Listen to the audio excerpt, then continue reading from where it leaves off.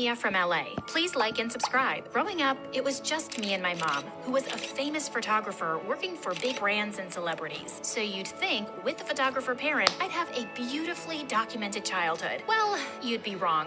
I hardly had any pictures because mom was always too busy. And I was raised by nannies. Sure, mom gave me everything, but she couldn't make much time for me. She did try by setting up her studio at home, but once when she was in a meeting, I slipped into her darkroom and switched on the lights, and all her photos were destroyed. That nanny was fired, and mom relocated her studio. And then she hired a lady named Susan, who was the coolest. Susan could play hide and seek with me for hours. She'd always let me do her makeup, and she even taught me how to slide down our main staircase. She'd pitch up a tent in our backyard, and then tell me stories around a fire. And what a storyteller she was. She'd just make up magical tales in the moment, and I was hooked. What are you thinking, you lily-livered, yellow-bellied scallywag? I was thinking you should be my mom. Susan laughed it off, but I was kind of serious. She even gifted me my first notebook when I turned 8 because she knew I loved writing stories, and that meant more to me than any of the presents mom had sent. Yeah, she couldn't make it to my birthday. Once when I was 9, Susan had taken the day off, and I ended up being stuck with mom at a photo shoot at some historical building. Mom, I'm bored. Read your book, Mia. But I'm also hungry and sleepy. Think of something fun to do for a little longer, okay? Okay, but you better come find me soon. Yeah, soon. So I skipped off to find an amazing hiding place. I thought it was clear to mom that we were playing hide and seek. As I waited for her in my spot, I dozed off. And when I woke up, it was kind of dark. I tried to find my way back to mom's shoot, but I was totally lost. Luckily, a security guard found me and took me to the nearest police station. And the only number I knew by heart was Susan's. Sometime later, both mom and Susan came running in, and I jumped straight into Susan's arms.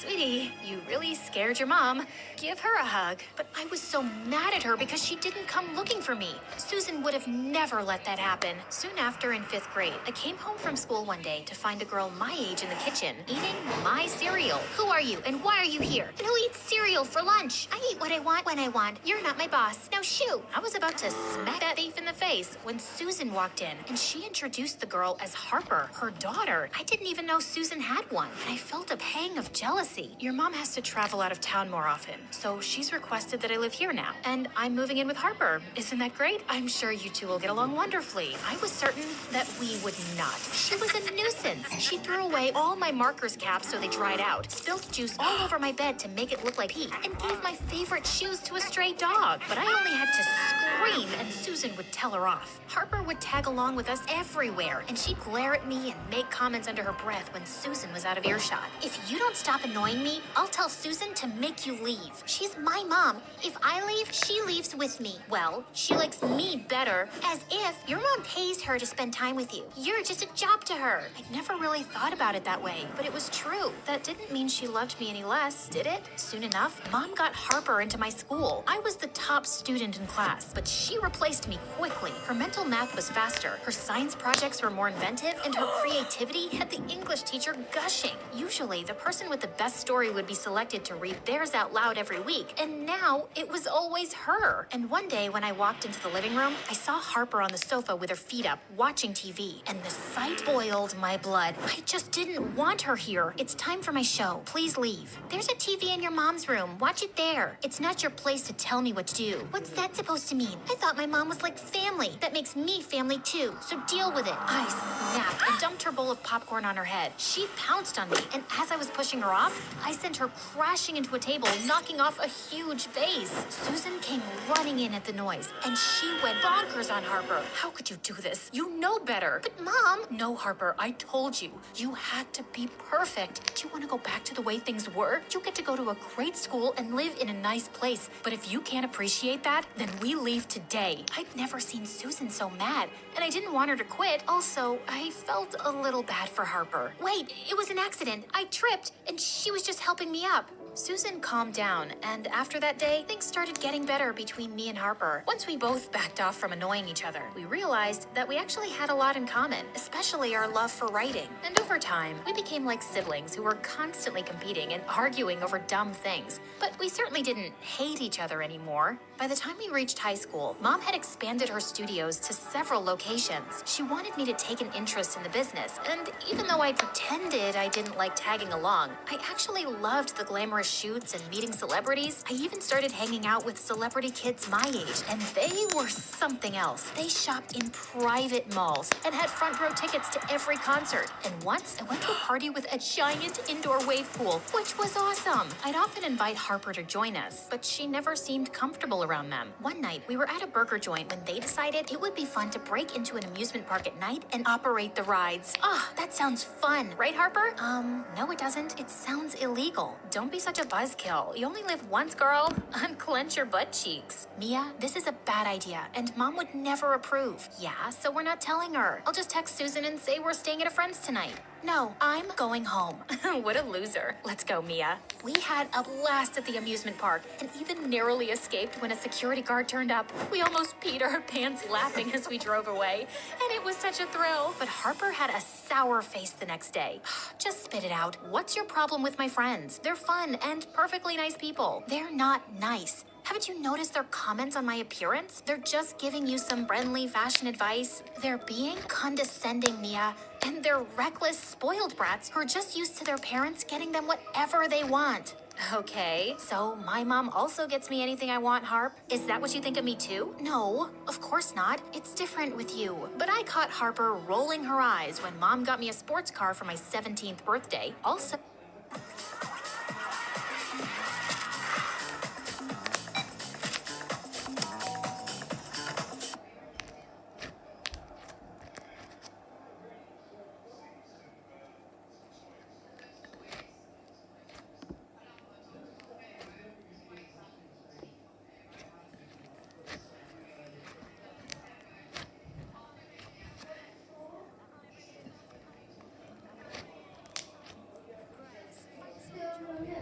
Yeah.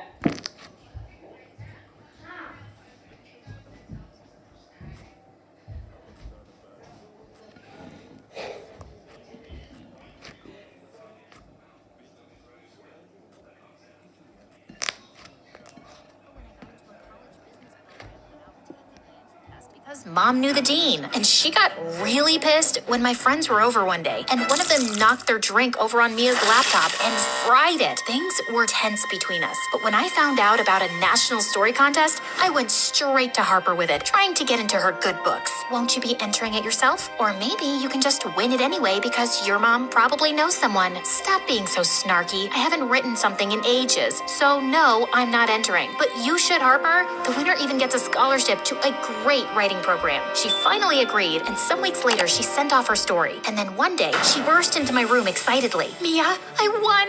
Holy marbles, I actually won! What? The contest! Not only am I getting the scholarship, Mia, they want to turn my short story into a novel, and it's going to be published. Can you imagine? Oh, thank you for convincing me to enter. Harper, that's amazing. I gotta tell Mom, she's gonna be so happy. I couldn't help feeling a little jealous, though. I'd always wanted to have a story published, and Harper was actually getting to do it. I pushed the thought away. I could do it someday, too, and I was happy for her. That is, till her book came out. It was my first time reading her script, and my heart started racing. I couldn't believe my eyes as I frantically skimmed through the pages. These were my stories. Not exactly word for word, but the main themes and so many ideas, they were mine. I stormed downstairs and shoved the book in Harper's face. You cheat. What? These are my ideas, Harper. You stole them from my notebooks. How could you stoop so low? Are you crazy? Why would I even look through your notebooks? Then how did my ideas magically appear in your story? 'Cause they're my ideas. But of course, you found a way to make it about yourself. You've always thought you're better than me because I'm just the help's daughter. Don't change the subject, witch. And I've loved Susan like my own mom. Yeah, and never thought about how you took all her time away from me. I was at home with my rotten grandma while Mom looked after your highness. Well, we were gonna leave after high school anyway, but now with my book deal, I'm sure I can take Mom away even faster. I always knew you were jealous of me, and I was right. Jealous of you? Oh, please. Why would I be jealous of someone whose mother can't be bothered to talk to her more than twice a month? Shut up, Harper. I never want to speak to you again. Fine by me. Susan was really upset when she found out about our fight, and she tried to make us talk, but I refused. I couldn't even look at Harper. And then one night, some reporters came to interview her at the house and asked her where she got her inspiration. Oh, my mom's always been a great storyteller. I wouldn't be here without her. You wouldn't be here without me, Harper. Hey, everyone, here's something you should... Harper attacked me, and suddenly we were fighting like wild cats till our moms pulled us apart. Mom asked the reporters to leave, and when I told her everything, she was livid. After everything I've done for you two, and this is how you repay me? Stealing ideas from my daughter and attacking her too? I want you both gone, now. It broke my heart to see Susan leave like this, but it was all her evil daughter's fault. It didn't make me feel better, though. I didn't even want to meet any of my friends. Then one night, Mom knocked on my door. Hey, sweetie, want to go out for dinner? I don't really feel like it, Mom. Do it for me anyway. I reluctantly agreed, and she took me to a small Italian restaurant. This is where your father and I came on our first date. You don't ever talk about him, Mom. You really don't talk to me at all. Your father was a photographer too. He got sick soon after I got pregnant with you. It was really hard for me to deal with his loss, and I just threw myself into work. Also, I always wanted to make sure I had enough to take care of you on my own, but I think I've let you down. What do you mean? I can see how much you miss Susan, and she's made you into the kind of person you are today, not me. It used to hurt my feelings when you preferred her as a kid, but I can't blame you. Is there anything I can do to make up for me not being there? Mom, I've always appreciated everything you've given me, but I think I just want your time now. Over the years, Mom and I grew closer, and I got more involved with her business. I'd see Harper on the news. She'd turned her novel into a trilogy and gained worldwide success. I tried to get over my bitterness, but I just couldn't forget the betrayal. Then one day, my assistant let in a visitor, and I was shocked to see Harper. What are you doing here? I don't want to see you. Please, Mia, just hear me out. She told me that Susan had fallen sick and had been in the hospital for months. My heart sank at the news. She's recovering now, but she keeps asking to see you. Please, you should hear what she has to say. I put all my differences aside and ran to see her, and hugging her made me feel like a kid again. Susan, I've missed you so much. I've missed you too, Mia. But what's happened? Are you okay? Yes, I'm much better, but there's something I have to tell you now, okay? What is it? Harper didn't steal your stories, Mia. I did. I felt like someone had punched me. It wasn't intentional, believe me. You remember how you always shared your stories with me over the years? When Harper was writing for that contest, she had writer's block, and I gave her some ideas. I didn't realize those were all yours, or that it would be such a big deal. But after you two fought, I realized what I'd done, but I just couldn't come clean. I didn't want to take away this amazing thing from my daughter, but I felt so awful for the pain I caused you, Mia. I am so sorry. Do you think you can ever forgive me? Oh, please don't cry, Susan.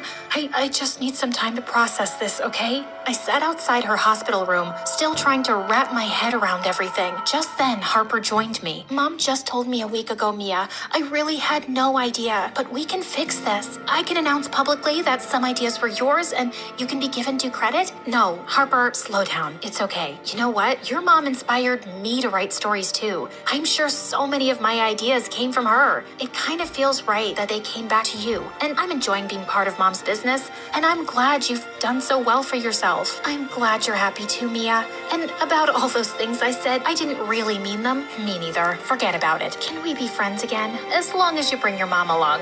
I only tolerated you because of her. Right back at ya.